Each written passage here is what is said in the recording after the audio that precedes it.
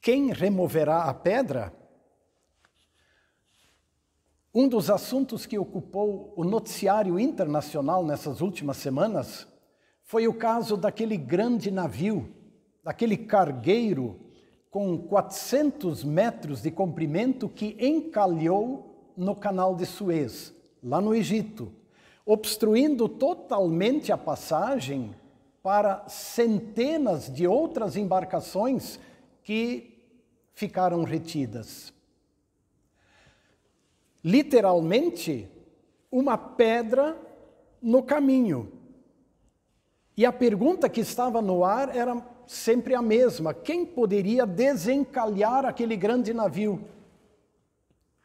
Quem poderia remover esta grande pedra?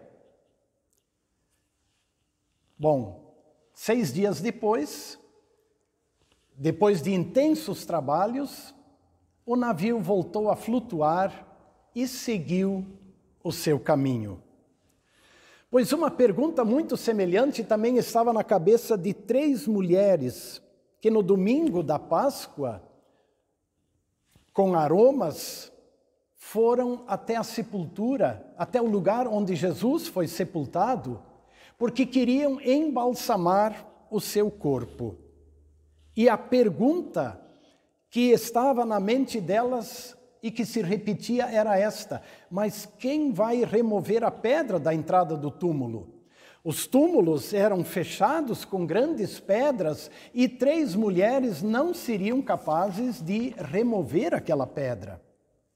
Mas observem, Jesus sempre avisou de que ele seria preso, seria crucificado, morto, mas ao 3º dia ele iria ressuscitar. Como é que as mulheres não pensaram nisso? Como é que os discípulos de Jesus não pensaram nisso, não lembraram disso? Quando nós falamos de pedras, nós normalmente as lembramos como sendo problemas. Porém, pedras podem também ser solução. Pedras podem impedir o caminho, mas também podem ser salvação. Por exemplo, uma grande pedra no meio do caminho é um problema, porque impede a passagem. Agora, uma grande pedra no meio de um rio ou do oceano pode ser a salvação para o náufrago. Ao falar de pedras no caminho, normalmente nós nos referimos aos problemas e às dificuldades que nós temos em nossa vida. E algumas delas são muito grandes, impossíveis de serem removidas pelas nossas forças. Porém, outras pedras, elas estão apenas no nosso imaginário. Muitas vezes nós sofremos imaginando pedras em nosso caminho. Pedras que ou não existem, ou já foram removidas pelo nosso Deus e Salvador. Frequentemente nós nos martirizamos com pedras que não existem e que não estão obstruindo o nosso caminho.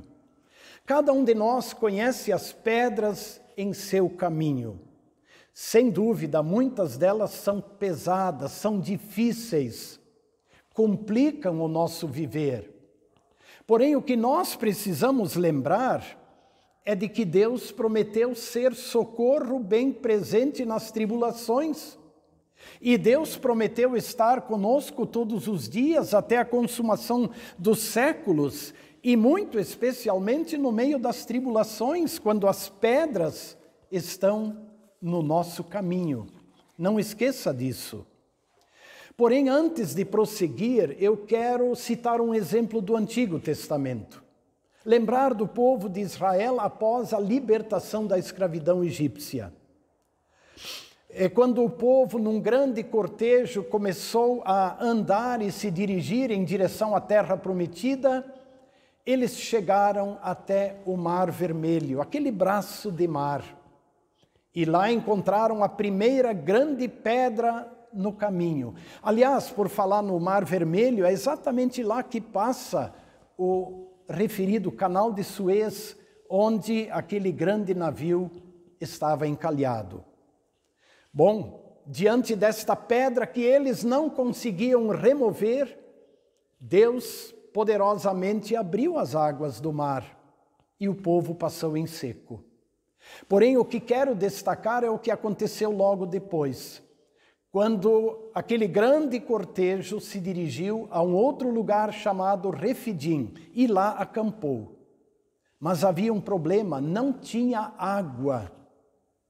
E aí imaginem o tamanho da pedra no caminho deste povo. Milhares de pessoas, de animais sem água, e a reclamação tomou conta de todos. Moisés clamou ao Senhor e Deus lhe disse: Moisés, toma a frente, passa pelo povo, pega o teu cajado e bate na pedra, bate na rocha, e da rocha vai jorrar água e o povo vai beber. E assim aconteceu, está registrado lá em Êxodo capítulo 17. Posteriormente, o salmista, no Salmo 78, ele faz uma retrospectiva desta jornada do povo de Israel. E lá, num dos versículos, no 16, ele escreve assim: da pedra fez jorrar torrentes, fez manar água como rios. De certa forma, podemos dizer que a pedra foi a solução para o povo, ou da pedra veio a solução. Mas tem mais um detalhe importante. O apóstolo Paulo, quando escreve aos Coríntios, no capítulo 10, ele nos lembra que a pedra era Cristo. E esse é o ponto. Cristo sempre foi a pedra de salvação do seu povo. Foi a pedra de sustentação e de salvação do seu povo. Mas voltemos às mulheres na sua caminhada rumo ao túmulo. Chegando lá, viram que a pedra já estava removida. E aí um misto de alegria e de ansiedade tomou conta delas. Onde estaria o corpo do Senhor? Elas procuravam um Salvador morto, um mestre morto, porque queriam embalsamar seu corpo. Elas procuravam um Salvador morto e não lembravam que ele ressuscitaria ao terceiro dia. Por isso toda esta ansiedade delas, essa preocupação, essa angústia. E eu fiquei pensando que esse é um problema que nós também vivemos.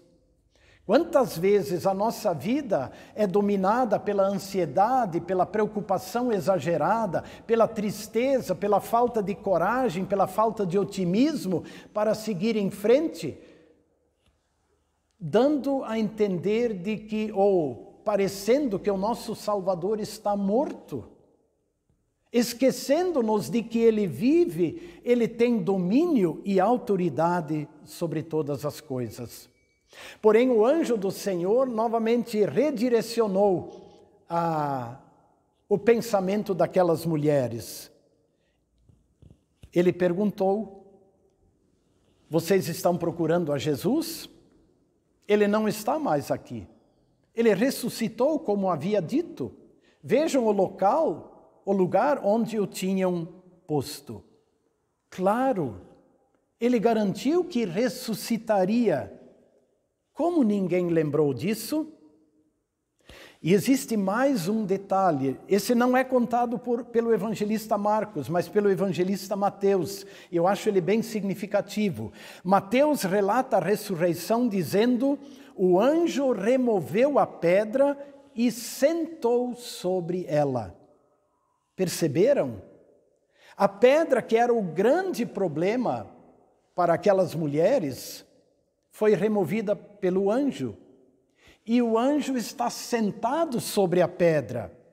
Isso também tem um simbolismo forte. Os nossos problemas e preocupações, assim como os problemas e preocupações daquelas mulheres, estão debaixo do poder de Deus, debaixo da autoridade e do amor de Deus.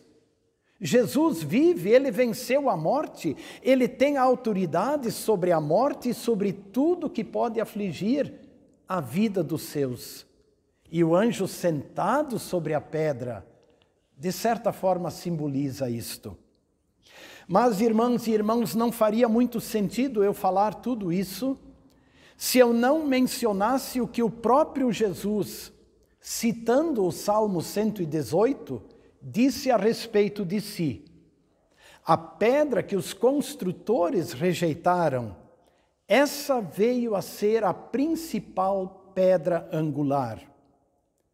Essa palavra aponta para Jesus, a nossa pedra de sustentação, ou a nossa pedra de salvação. Com sua morte como substituto de todos os seres humanos e com sua vitoriosa ressurreição, Jesus tornou-se pedra de salvação. E o apóstolo Pedro explica, quem nele crer, ou quem crer nessa pedra, não será envergonhado. E ele continuou a sua explicação, está lá em 1 Pedro capítulo 2, para vocês os que creem, esta pedra é preciosa, mas para os descrentes, ela é pedra de tropeço, explica Pedro. E ele continua, essas pessoas tropeçaram na pedra, tropeçaram em Cristo, porque não creram na mensagem.